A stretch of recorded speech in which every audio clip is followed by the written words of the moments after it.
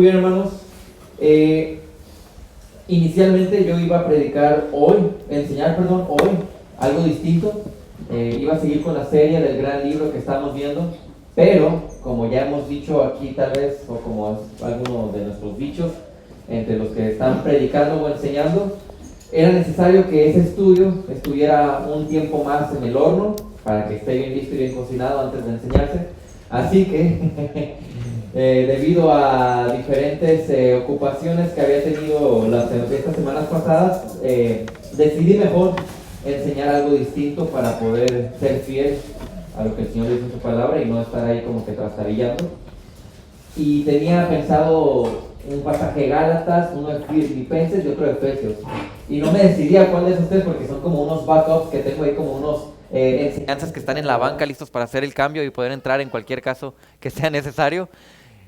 Pero como Gálatas ya nuestro hermano César lo está predicando y Filipenses está predicando algo de eso nuestro hermano Luis, dije pues vámonos por Efesios. Efesios lo está enseñando Pastor Antonio, pero en redención, así que vamos a darle con este pasaje de Efesios. Y el día de hoy vamos a estar viendo Efesios 6, versículos 10 al 13. Efesios 6, versículos 10 al 13. No tengo diapositivas, pero tenemos la palabra del Señor, que es lo que necesitamos para estudiar este pasaje. Así que les pido que estén ahí en Efesios 6, 10 al 13, lo leo rápidamente. Dice, por lo demás, fortalezcanse en el Señor y en el poder de su fuerza. Revístanse con toda la armadura de Dios para que puedan estar firmes contra las insidias del diablo. Porque nuestra lucha no es contra sangre y carne, sino contra principados, contra potestades, contra los poderes de este mundo de tinieblas, contra las fuerzas espirituales de maldad en las regiones celestes. Versículo 13, por tanto, tomen toda la armadura de Dios para que puedan resistir en el día malo y habiéndolo hecho todo, estar firmes. Me encanta Efesios a mí, la verdad es una de mis cartas favoritas porque son 3 capítulos al principio súper teológicos, llenos de indicativos, llenos de aspectos que tienen que ver con nuestra salvación. Y luego llega el capítulo 4 y es pura práctica. Es como Pablo enseñándote a poner en práctica todas aquellas cosas que ya te dijo en los primeros 3 capítulos. Y me encanta, como está escrito, parece todo súper estructurado, como escribe Pablo. Casi los sermones casi te los está dando ahí los puntos bien claritos. Y el día de hoy vamos a hablar sobre la batalla del creyente. Allá en Redención estoy enseñando 1 Timoteo. Y justamente en la parte donde voy está hablando sobre la batalla espiritual. Entonces ya tenía muy fresco todo esto y me pareció pertinente ajustarme a este pasaje. Y lo vamos a ver de esta manera. La lucha del creyente requiere que se prepare en 3 cosas. O con 3 cosas. 1, con usar la provisión de Dios. Eso lo vemos versículo 10 y parte del versículo 11. 2, con identificar al enemigo. Parte del versículo 11 y el versículo 12. Y 3, mantenerse firme. Versículo 13. Así que el creyente, primero que nada, tenemos que reconocer la existencia de la guerra espiritual. Y recuerden, es escuela dominical, no es predicación. Así que, Pope, ¿qué es una guerra espiritual? ¿Qué es esto? Pues la batalla que tenemos contra el enemigo, ok, muy bien. César, ¿quién es nuestro enemigo? ¿O nuestros enemigos? Si pudieses tal vez decirnos algo de eso. Satanás. Ajá.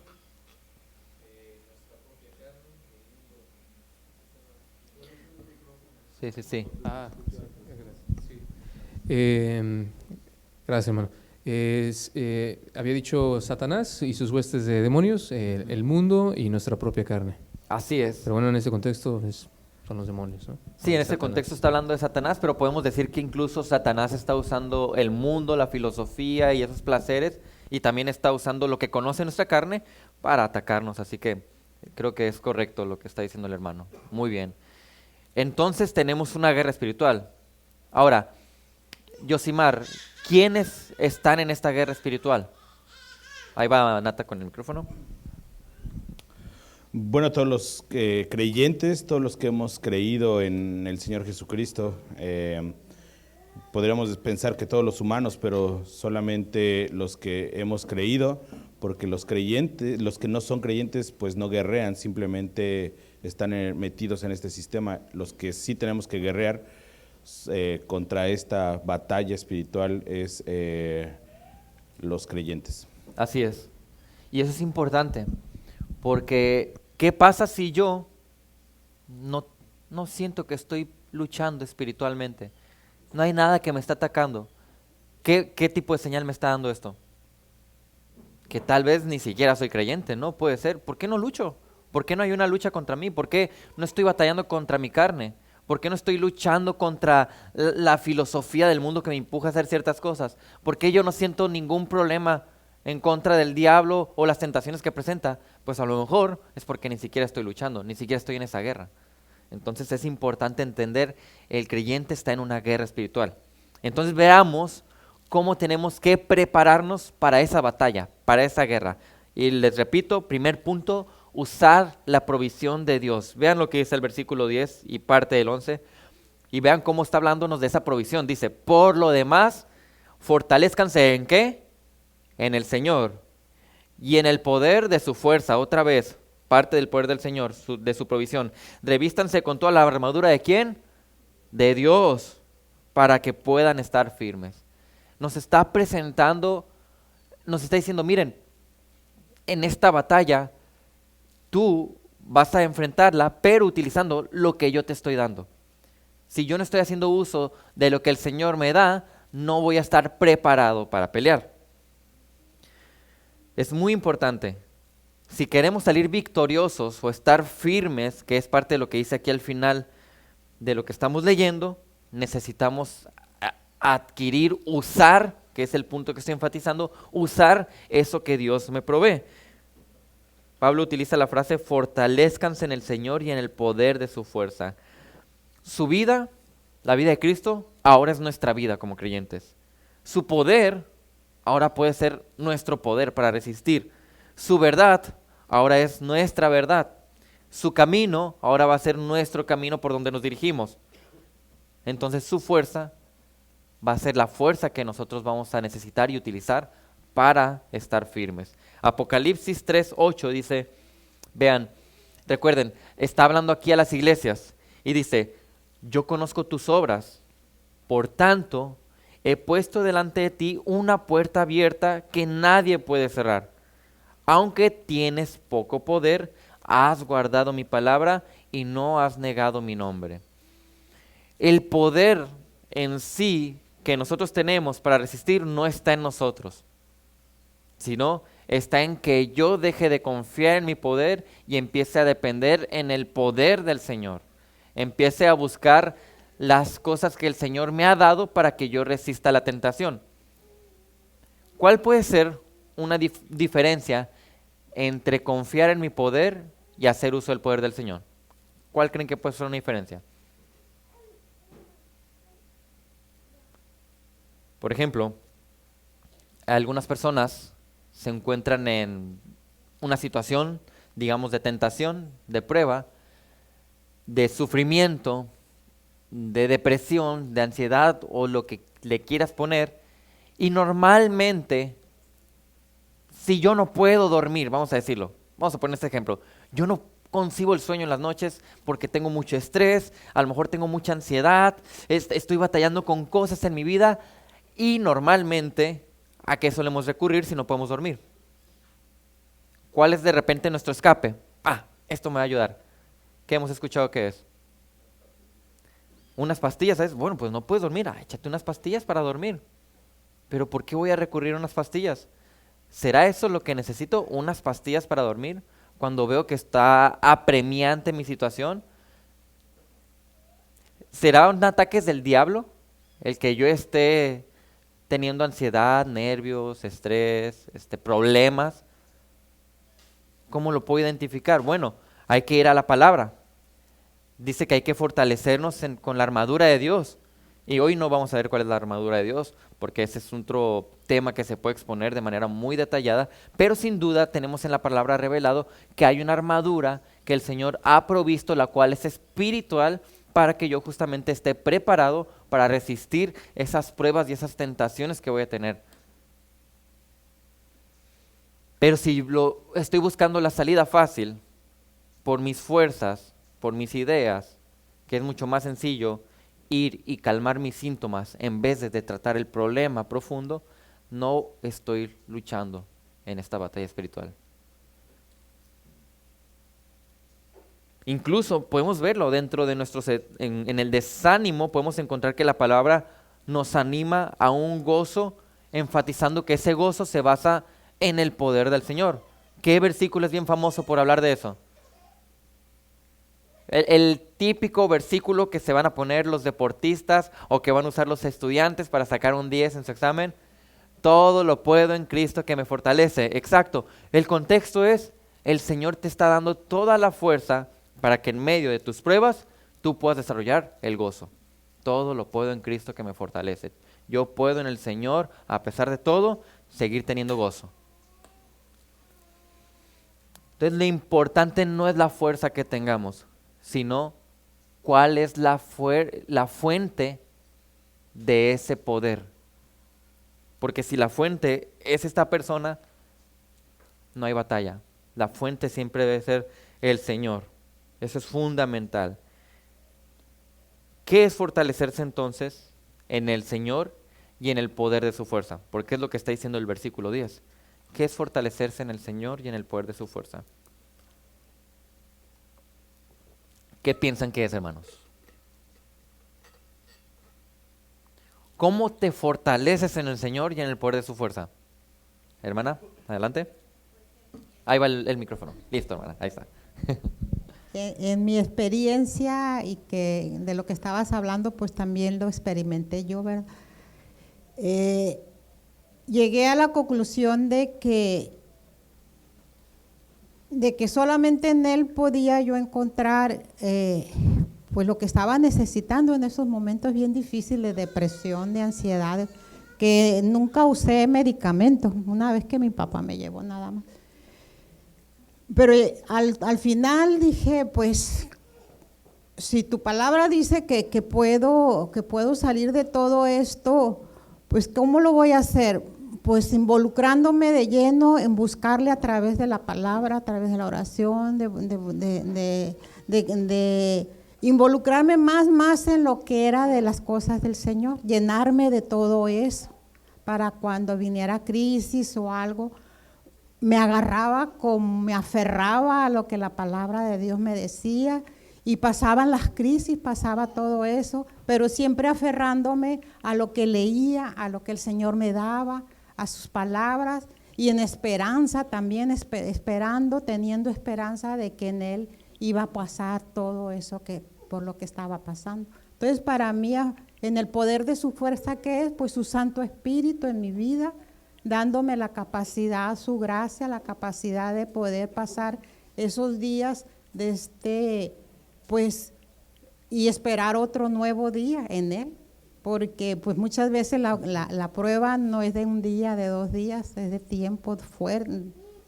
largo, y que muchas veces hasta nuestra capacidad de esperarse se debilita, ¿verdad? Pero yo experimenté que para mí esa es la capacidad de su fuerza, buscándole en su palabra, esperando en Él, confiando en Él, su Santo Espíritu en mi vida. Así Y es de correcto. esa manera. Así es, porque es buscar los recursos que el Señor ha provisto, ¿no? Y usted se agarró de la palabra del Señor, la cual nos consuela, nos corrige, nos anima, nos motiva, nos fortalece en medio de esas situaciones. Entonces es ser dirigidos por Él, es buscar su voluntad y hacerla, es esperar en Él, tal como usted lo mencionaba. Es alguien que está en camino a la santidad o buscando estar en el camino hacia la santidad, alguien que de verdad sí está luchando con su pecado, porque no es lo mismo decir que estás luchando y de verdad estar luchando. Un ejemplo, yo puedo decir que estoy luchando contra el pecado díganme un pecado, el que quieran, para poner un ejemplo. de la codicia. Yo puedo decir, no, sí, yo estoy luchando contra el pecado de la codicia, pero no estar haciendo nada en mi vida para identificar esas áreas de codicia, para poner versículos que ataquen esas áreas de codicia en mi vida y ni siquiera estarme frenando a lo que alimenta mi codicia. Entonces, ¿cómo estoy luchando contra esa codicia? Yo tengo que ver en dónde es que inicia esa codicia de mi parte. ¿Qué cosas están alimentando esa codicia para eliminarlas, desecharlas? Y no solamente eso.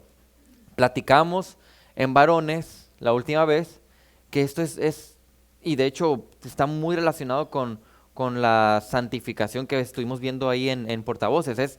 Yo desecho esa codicia, pero en su lugar yo tengo que añadir un hábito espiritual.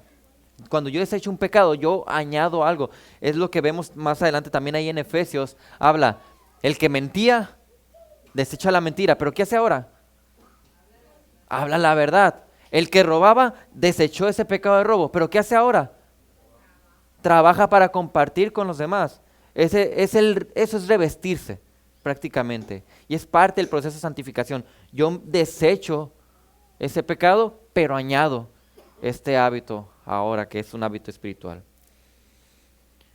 Según de Corintios 10, del 3 al 5, dice, pues, aunque andamos en la carne, no luchamos según la carne. Porque las armas de nuestra contienda no son carnales, sino poderosas en Dios para la destrucción de fortalezas, destruyendo especulaciones y todo razonamiento altivo que se levanta contra el conocimiento de Dios y poniendo todo pensamiento en cautiverio a la obediencia de Dios. No tenemos por qué andar peleando con las personas. Lo que tenemos que andar, esta es una lucha espiritual. Esta es una lucha que va a iniciar, ¿saben dónde? Aquí. Aquí va a iniciar tu lucha espiritual. Porque como tú piensas, así vas a hacer. Y si tú no estás pensando correctamente, obviamente nos referimos a dirigido por la palabra, voy a estar dirigido por otra cosa que no sea la palabra. Y hay tantas filosofías acá afuera que nos van a intentar dirigir, que son aquellas que yo tengo que detener.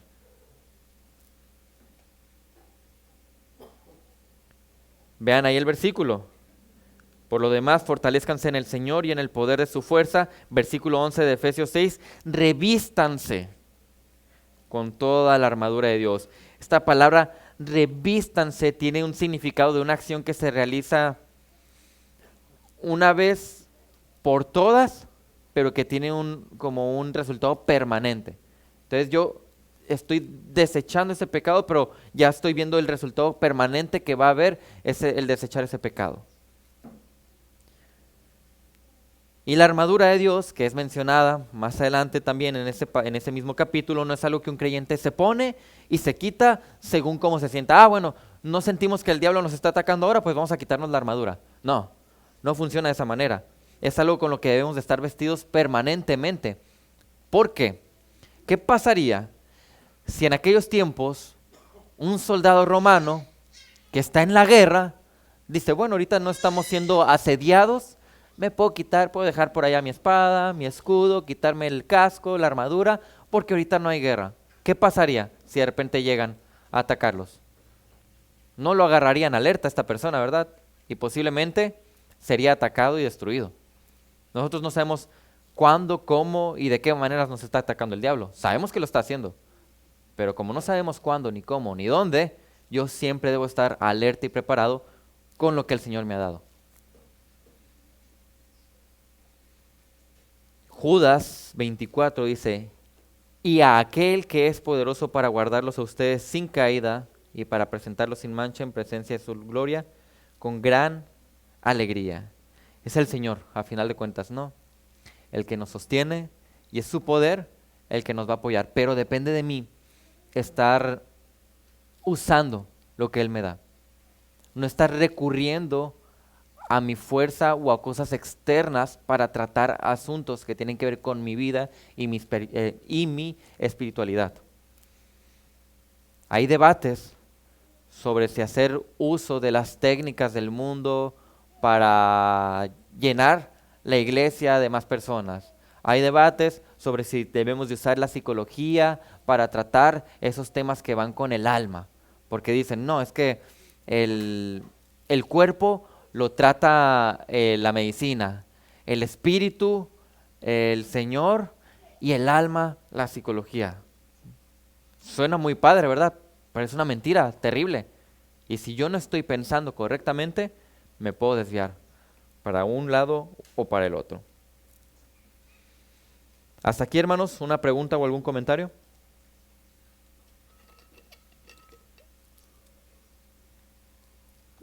Así que, si vamos a estar en esta batalla espiritual, primero que nada, para estar preparados, hay que usar lo que Dios provee. Ese es el primer punto, usar lo que Dios provee.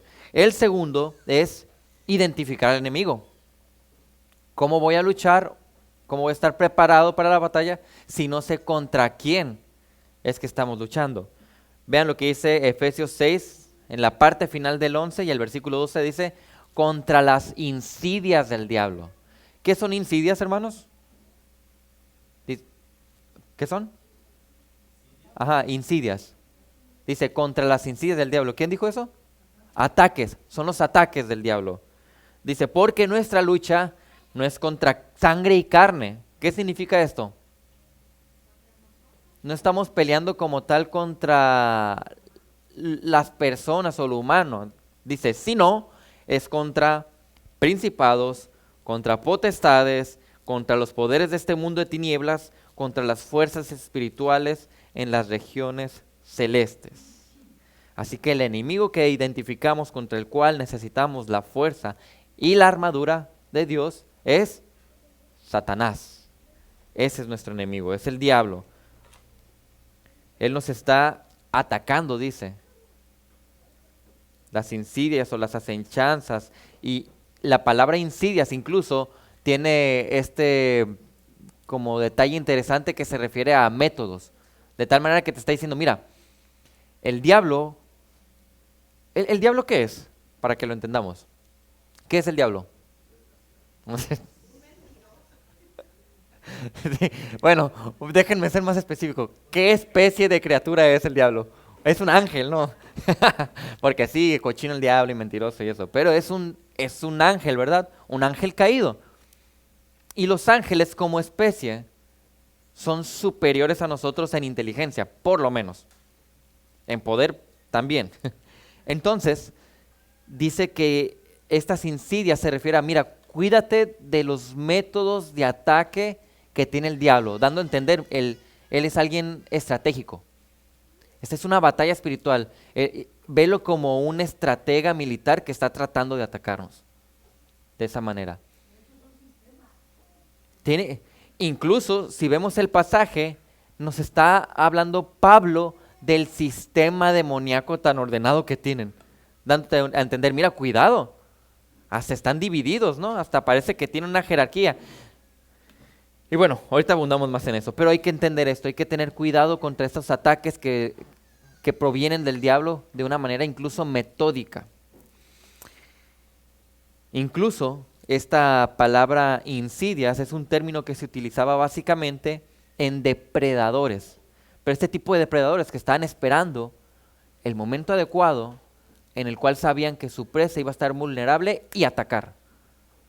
O sea, es alguien, nos está dando a entender, los ataques demoníacos vienen de parte de ellos porque ellos nos están observando y están esperando el momento adecuado donde van a poder presentar ahí esa tentación para que tú caigas.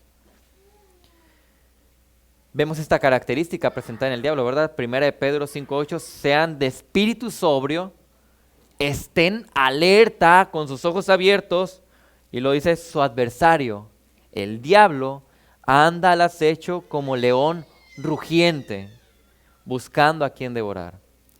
¿Por qué se le relaciona con un león al diablo en ese sentido? ¿Alguien ha visto Animal Planet o National Geographic? ¿Qué hacen los leones cuando van a atacar a sus presas? ¿Qué hacen estos depredadores? Hasta van así agachaditos, ¿no? Entre la sabana, esperando a ver cuál es ese animalito que queda solo, vulnerable, y entonces atacar. Y te dice, así es el diablo. Es un león rugiente que te está acechando, que está buscando en qué momento va a ser su ataque. Por eso tenemos que identificar al enemigo. Cuando vemos que nuestro enemigo es alguien inteligente, es alguien metódico, es alguien peligroso, nosotros vamos a tener más cuidado. Vamos a estar más alerta, como lo dice ahí en 1 de Pedro 5:8. Dice, estén alerta. Ahora, respecto a Satanás hay dos extremos. ¿Cuáles creen que sean los extremos que hay respecto al pensamiento de Satanás? Están los que lo ignoran y no le prestes tanta atención a Satanás, no pasa nada, solo es un ángel caído, no lo tomes tanto en cuenta. Ese es un extremo. Y el otro es puro hablar de Satanás y parece que enseñan más a Satanás que a Dios en esos lugares, o que creen más en Satanás que en Dios. Una obsesión, exactamente. Ambos extremos son peligrosos, porque si yo estoy ignorando la existencia de Satanás y su peligrosidad, yo puedo estar muy vulnerable a sus ataques. Tenemos que identificar bien a nuestro enemigo. Pero si le estoy dando demasiada atención, hay gente que por esa sobreatención e importancia que le dan, empiezan a decir, no, pues es que me atacó el espíritu de la soberbia y por eso actué de esa manera. Y me está atacando el espíritu del enojo y por eso reaccioné así. Y el espíritu de tal y cual. Y ahora la culpa va a ser de los espíritus y no de uno mismo. Y eso es muy fácil. Que es más, qué chulada, ¿no? Que le pudiéramos echar la culpa a todo lo demás menos a nosotros. No, es que fue el espíritu de la lujuria me atacó en ese momento y por eso reaccioné así. Entonces ya no soy yo el culpable, sino ese espíritu que me atacó. Pero no es así. Aquí el versículo no nos está diciendo eso. Solo nos dice, hey, cuídate. Porque ese Satanás está esperando para ponerte esa tentación y que caigas. Y lo peligroso es que Satanás no se mete a tu mente. Él no lee tus pensamientos. Pero ¿qué es lo que pasa? ¿Por qué es tan peligroso Satanás o los demonios? ¿Por qué son tan peligrosos? Porque engañan. Pero ¿por qué tienen esta facilidad de engañarnos? Porque nos conocen. Son muchísimos años en donde están observando las reacciones humanas. Y ahora yo no sé cuál es el chalán del chalán del chalán que nos puso el Satanás ahí de demonio que nos observe, pero hay chalanes, o sea, hay demonios por ahí que nos están viendo y están conociéndonos. Y a lo mejor llevan 30 años observándonos, a mí, a Ani, que tenemos 30, y a los demás a lo mejor a otros 50, 60, no lo sabemos, no vamos a sacar trapitos, ¿verdad? Pero hay muchos años que llevan observando a otros y ya saben, esto es lo que le gusta, con esto cae. Y van a estar poniendo todas estas cosas, por eso yo tengo que estar preparado. Porque, como dicen ahí los cantos de algunos grupos, el cochino demonio, el cochino diablo nos está viendo. Y sabe que nos encanta el mundo, por eso utiliza el mundo.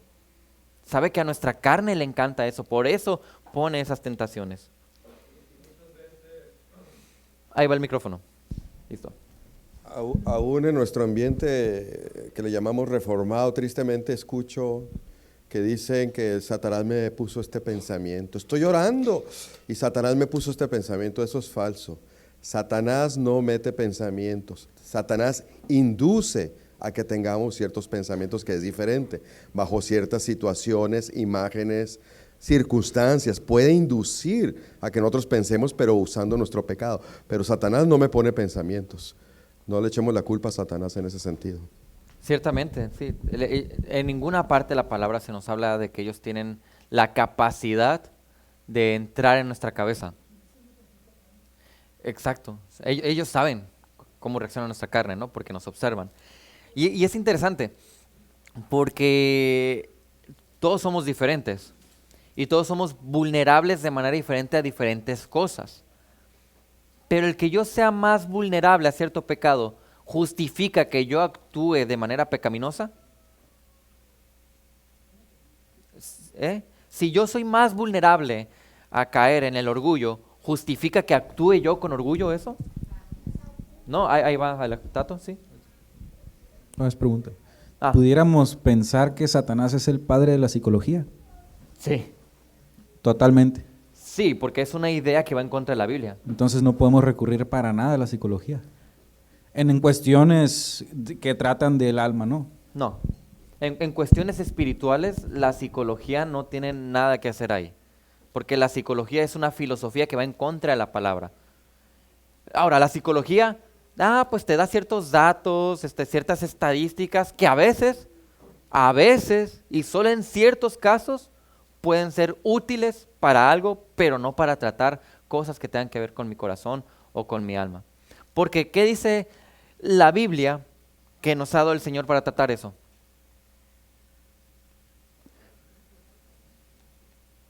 Lo veíamos la semana pasada. Dice muy claramente, segunda de Pedro, capítulo 1, versículo 3, pues su divino poder nos ha concedido todo cuanto concierne a tu vida, la que nosotros tenemos y la que vamos a vivir, y la piedad. Dice, nos ha dado todo. ¿Mediante qué? El verdadero conocimiento de aquel que nos llamó por su gloria y su excelencia. Dice, aquí lo tienes. No ocupa psicología, porque aquí está. Y esa es una buena pregunta. La psicología proviene, es una de las ataques de Satanás o estrategias de Satanás para desviarnos de su palabra. Pero volviendo a la pregunta, mi orgullo, o sea, que yo tenga esta vulnerabilidad o esta tendencia al orgullo, ¿justifica mi pecado de orgullo? No, claro que no, gracias Luis, no. Ahí va el micrófono, hermano. Perdón, Nata. Si no estás, bueno, si quieres justificarte por ese lado, es que realmente no estás luchando con eso que te está produciendo orgullo. O Sí. muestra que estás lejos de la palabra, o muestra que no estás en una relación bien con el Señor, con la oración y palabra, en fin, o sea, no tienes una relación estrecha y te dejas dominar por esa parte del orgullo. Porque hay muchos factores que nos van a llevar a tener orgullo. La cosa es que no hay justificante alguno para nuestro pecado, para nuestro pecar. No existe eso. Y lo digo porque sí podemos apelar a veces a, bueno, pero es que yo tenía mucha presión en este momento y por eso reaccioné de esta manera. No, el diablo sabía, porque te observa, que tienes esa tendencia y ahí puso la tentación y caíste. Sí, pues puedes haber estado vulnerable en ciertas áreas, pero tú como creyente tenemos el Espíritu Santo, ya podemos hacer uso del poder mencionado ahí en el versículo 10 y versículo 11, pero no lo usamos entonces en ese momento y caímos en ese pecado. Y parece algo bien simple, pero por eso es tan importante, la hermana Marta, por eso es tan importante que prestemos atención a hacer uso de lo que Dios nos da e identificar al enemigo, porque eso me ayuda a estar más preparado en esta batalla. ¿Mi hermana? Pero pues el meollo del asunto, ¿cómo hacer uso de ese poder? Si no lo hago, pues como la palabra de Dios me dice en esa búsqueda, en esa relación con el Señor, pues no lo logro, pues.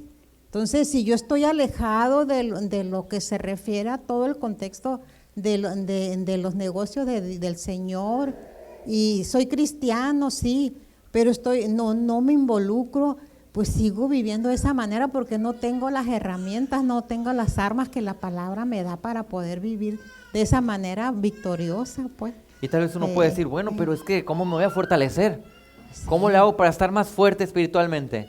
¿Qué hacemos, hermanos, para estar más fuertes espiritualmente? Pues hay varios sí, ¿Vamos al gimnasio espiritual? Así es. ¿Qué ejercicios toca hacer en el gimnasio espiritual?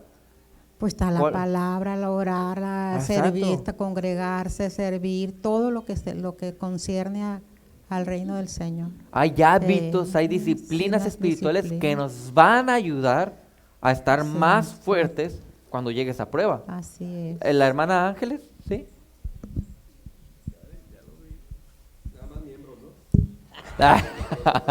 Buenos días, Dios los bendiga.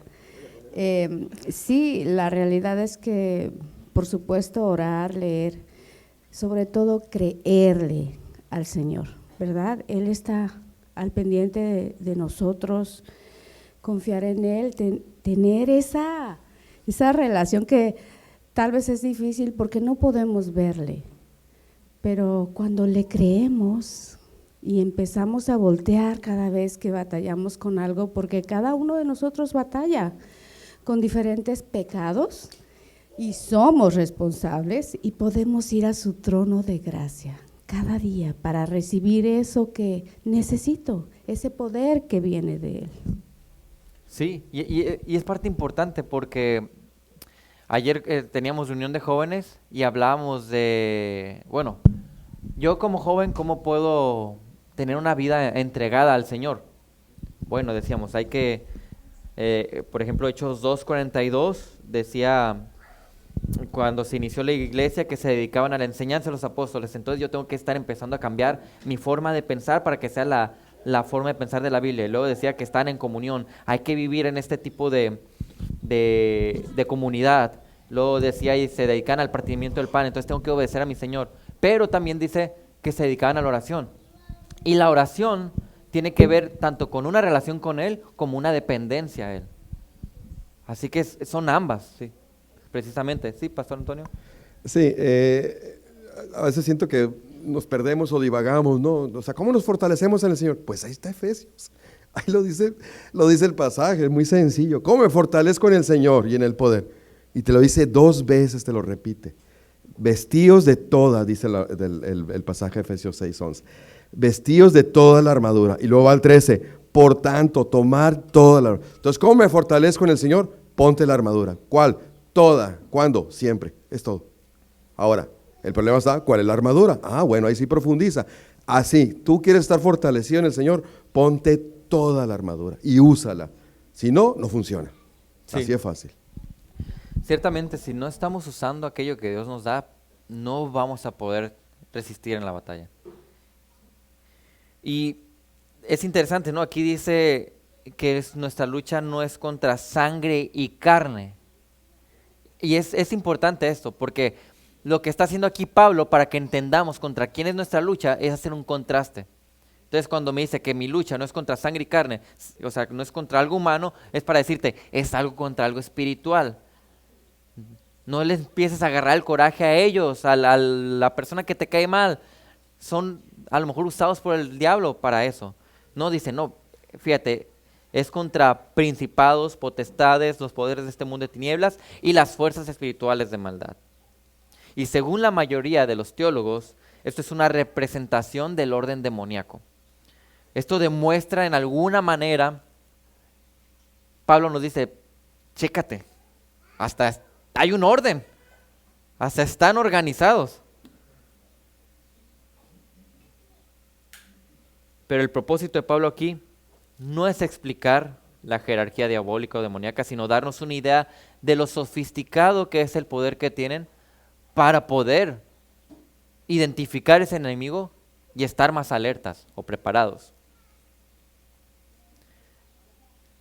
Y estamos rodeados de círculos que malentienden esto y piensan, bueno, vamos a buscar la técnica correcta de atacar a los demonios. Entonces, ¿qué hago? Voy a reprender al demonio la pereza para que entonces yo pueda dejar de procrastinar. O vamos a expulsarle demonios a este joven que mira cómo está actuando. Platiqué con unas personas hace relativamente poco y me decían, no, una de las mayores experiencias espirituales que yo he tenido fue una vez que fuimos a un lugar y pues había una persona endemoniada. Y luego pues le tuvimos que sacar los demonios. Pero espérate, ¿cómo? O sea, ¿cómo es posible esto? ¿En qué parte de la palabra nos está diciendo que cuando vamos a luchar con ellos hay que expulsarlos? ¿Nos dice cómo expulsarlos? Por lo menos la palabra. Si no, entonces ¿cómo lo estamos haciendo? ¿Qué nos dice la palabra sobre nuestra lucha contra el diablo? Sí nos dice algo, resistir. Santiago 4:7, por tanto, vean, ¿y cómo se resiste? Observen, sométanse a Dios y resistan ahora sí pues al diablo y huirá de ustedes. ¿Cómo resisto a Dios? Sometiéndome a... ¿cómo resisto al diablo? ¿Sometiéndome a qué? A Dios. Ahí disculpen, se me trastabilló. resistimos los ataques del diablo sometiéndonos al Señor.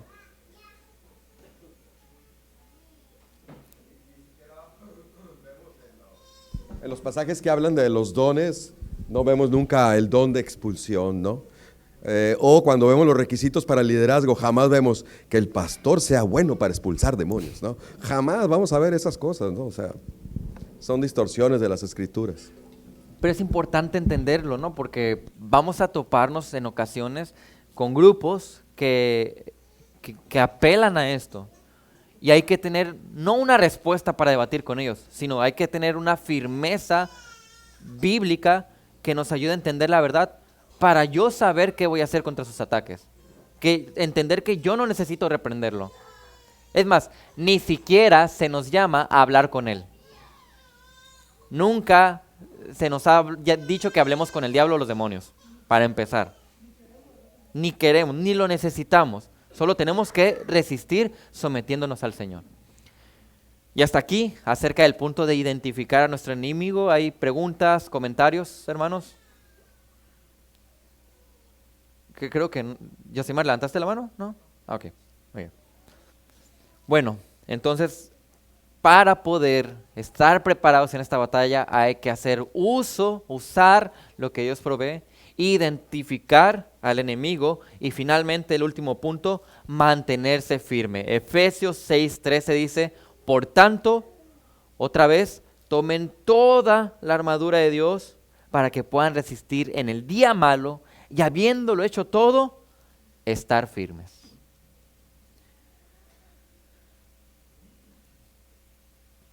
Si esta batalla que tenemos nosotros la lucháramos solos o la intentáramos luchar solos, estaríamos indefensos, porque necesitamos de la provisión de Dios. Y si esta batalla la lucháramos, pero no sabemos contra qué, no haríamos nada. Así que para que yo esté firme, que es la conclusión aquí del versículo 13, tengo que tener en mente su provisión y el enemigo. Ese es el punto de Pablo aquí, la base que nos pide respecto a que recibimos de Dios o estamos firmes en la batalla, preparados porque estamos tomando esa armadura que nos ha dado. Ahora, desde la caída, cada día, a partir de ese punto de la historia, ha sido el día malo que vemos ahí en el versículo 13. Son días malos, ¿por qué? ¿En qué sentido? Porque seguimos aquí en un mundo gobernado por el pecado. Y en un punto va a terminar, claro que sí. Pero mientras tanto, si estemos nosotros en el día malo, esa batalla va a seguir. La guerra espiritual no se detiene. Eso nos llama entonces a que no podemos simplemente relajarnos. El mantenerse firmes tiene la connotación de estar alertas, preparados, atentos a lo que está sucediendo. Por ejemplo, ¿ustedes creen que cuando surgieron los falsos maestros fue... Porque recuerden, lo interesante de los falsos maestros es que surgen de dentro de la iglesia. ¿Ustedes creen que eso pasó de la noche a la mañana? De que de repente, mira, aquí ya, de repente Tony ya se volvió de un domingo a otro un falso maestro. ¿Creen que sucedió de esa manera? No, obviamente fueron poco a poco engañando a las personas. Se ganaron posiblemente el respeto. Empezaron de residentes. Puede ser, ¿verdad? La cosa es que el diablo es peligroso y usa ciertas estrategias, por eso yo también debo estar atento, alerta a lo que está sucediendo, porque pueden estar sucediendo cosas en mi vida donde a lo mejor yo estoy albergando amargura en mi corazón, alimentando cada vez más rencor en mi vida. A lo mejor cada vez hago crecer más y más mi orgullo. Y como es progresivo y a lo mejor es lento, yo no estoy tan alerta. Pero yo tengo que estar bien alerta y bien atento a las tentaciones, a las pruebas, a mi reaccionar para estar firmes. 1 Pedro 5, del 8 al 9, nuevamente lo leo. Sean de espíritu sobrio, estén alerta. Su adversario, el diablo, anda al acecho como león rugiente buscando a quien devorar. Y lo dice el versículo 9. Pero resístanlo firmes en la fe, sabiendo que las mismas experiencias de sufrimiento se van cumpliendo en sus hermanos en todo el mundo. ¿Firmes en qué? En la fe, en el Señor, en Cristo. Y luego todavía te dice, mira, es algo que le está pasando a los creyentes en general. Todos los creyentes van a estar siendo acechados por el diablo y por lo pronto, por esa razón deben de mantenerse firmes. Así que la idea de firmezas está relacionada, muy relacionada con nuestra forma de pensar. Y cómo nuestra forma de pensar va a afectar nuestra forma de actuar.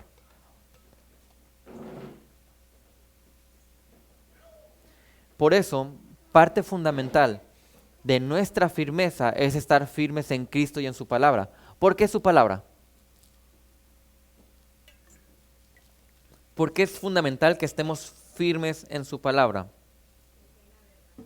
Si yo no conociese o no estuviese firme en su palabra, ¿cómo voy a, como comentaba ahorita la hermana Ángeles, cómo voy a conocer al verdadero Dios, al verdadero Cristo para tener una relación con Él? Y ojo, los demás círculos, que algunos son sectas, también dicen que conocen a Cristo y también tienen esta Biblia, pero no lo conocen. Yo necesito la verdad, estar firme aquí para creer y conocer al verdadero Cristo y obedecer y adorar al verdadero Cristo. Juan 17:17, santifícalos en la verdad. Tu palabra es la verdad, dice. Combatimos al diablo siendo firmes en la verdad, resistiendo con la aplicación de esa verdad en nuestra vida. Algo muy importante a mencionar aquí es que las ideas tienen consecuencias. ¿Pero por qué? Porque como tú piensas, así vives. Todo aquello que está gobernando tu mente va a tener un resultado en tus decisiones, en tus formas de actuar. Así que si mi mente está atesorando ideas equivocadas, aunque sean de la Biblia, pero si son equivocadas, vamos a actuar de manera equivocada. Y no vamos a luchar en esta batalla espiritual. No vamos a estar firmes en la verdad. Proverbios 23, la primera parte, el versículo 7 dice, pues como piensa dentro de sí, así es él. Entonces hay que ser muy cuidadosos en nuestras posturas bíblicas. Cuidado con es que así pienso yo. O es que este pasaje para mí significa algo diferente. Es que yo tengo mucha paz en mi corazón al pensar de esta manera de Dios. Cuidado. Más que nada, nosotros tenemos que buscar cuál es la verdad bíblica para dirigirnos por ella. Porque el creyente quiere conocer más a su Señor. Hemos puesto el ejemplo antes de si yo estuviese con Abby de novio, vamos a unos años para atrás, unos 10 años para atrás, más o menos.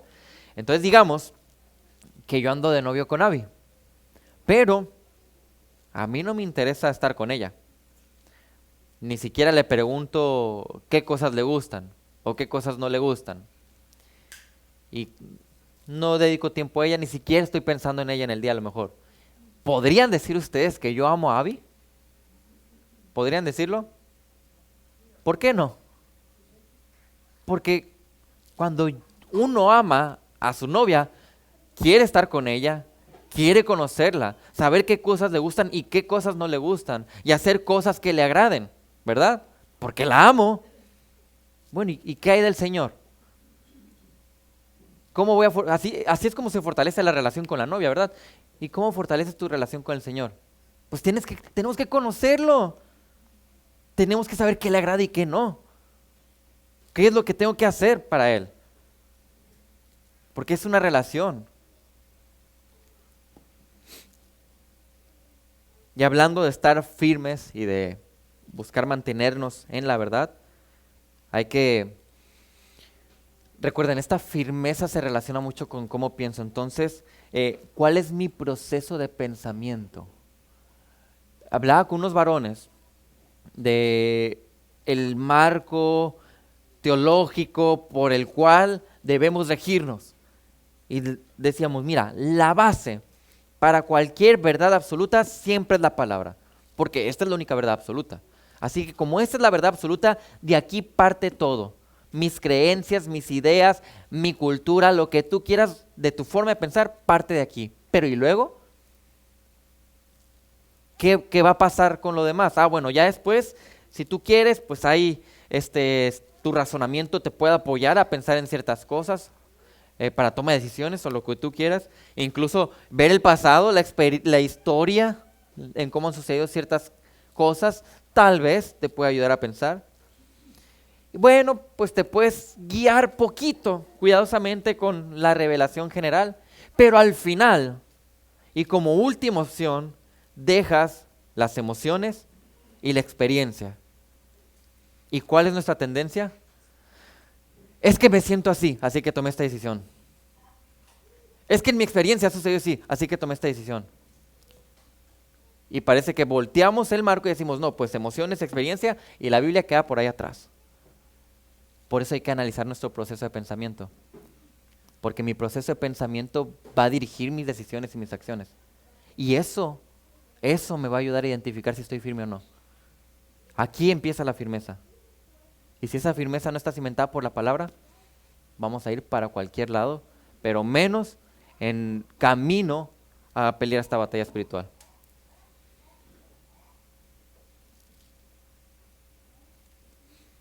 Hermanos, preguntas, comentarios.